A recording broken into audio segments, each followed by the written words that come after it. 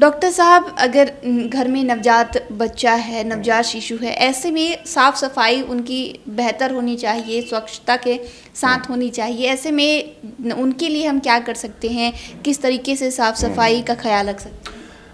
हाँ, ये इम्पॉर्टेंट है, हर माता को जानना चाहिए, क्योंकि जब नवजात शिशु होता है तो आम धारणा यही है, खास करके गर्मी के दिनों में भी हम देखते हैं कि बच्चे को पूरी तरह लपेट के रखा जाए और बच्चे को कई महीनों तक नहीं नहाया जाता है। ये हम लोग बराबर देखा करते हैं, जो खास करके गांव के लोग आते हैं और ऐसी धारणा दिमाग में बना लेते हैं कि बच्चे को बहुत अच्छी तरह से ढक के रखना है। तो मैं आपको स्पष्ट शब्दों में बता दूं कि गर्मी के दिन में बहुत बच्चे को लपेट के नहीं रखना चाहिए। लपेट के रखना एक तरह से वो फीवर को निमंत्रण देना है, क्योंकि बच्चे को हीट फीवर हो जाता है। खास करके छोटे शिशु की बात हम कर रहे हैं, 2-3 महीने के अंदर का बच्चा, तो बहुत ज़्यादा लपेट के गर्मी के दिन में नहीं रखना।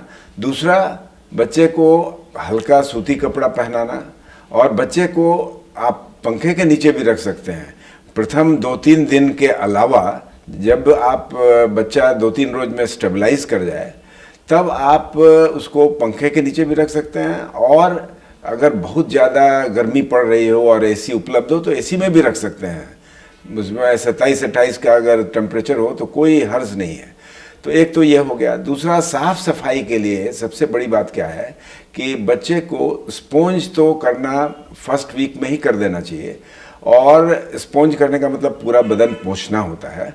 और जैसे ही नाभि गिर जाए तो 10 से 15 रोज के बाद बच्चे को रोज़ नहलाना भी चाहिए, और नहलाने के लिए कोई बहुत डिटॉल पानी की आवश्यकता नहीं है, बल्कि सिंपल प्लेन वाटर जो है वही काफ़ी सफिशिएंट है।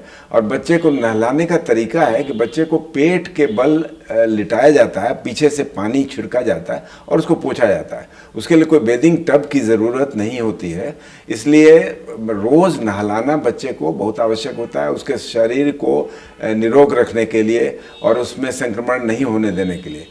नहीं तो क्या होगा कि बच्चे को स्किन का इन्फेक्शन होने लगेगा। ये हम लोग बहुत आम तौर से देखते हैं।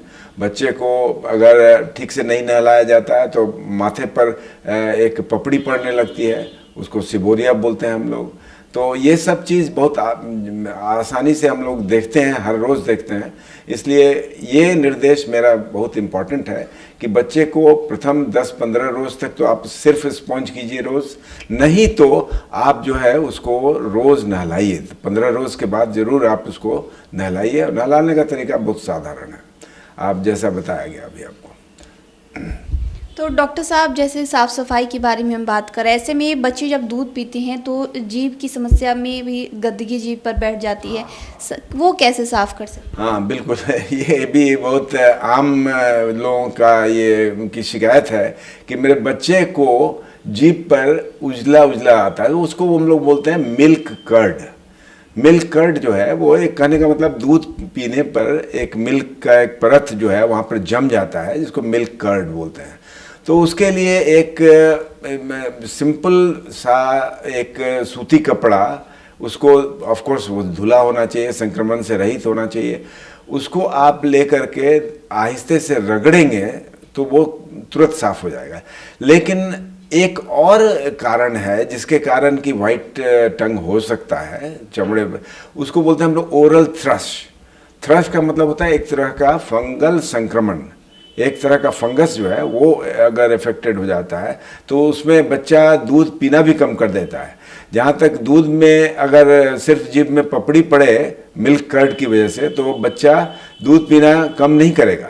लेकिन अगर बच्चे को ओरल थ्रश हो जाए, जिसको कि हम लोग बोलते हैं फंगल इन्फेक्शन, तो बच्चा दूध पीना भी कम कर देगा, और वाइट पैचेस जो हैं उसके मुंह के चारों तरफ जो होंगे, और वो जल्दी उखड़ेंगे नहीं। उसको धीरे से भी अगर आप ये करेंगे सूती कपड़े से तो वो अलग नहीं होगा।